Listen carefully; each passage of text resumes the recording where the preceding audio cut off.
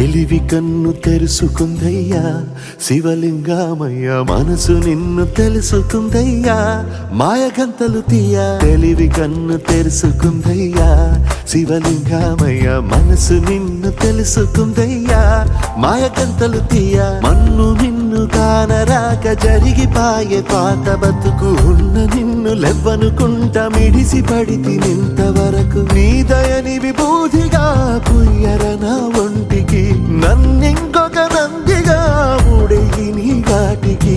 ఏ జనుమ పుణ్యమో నిన్ను చేరుకుంటిరా.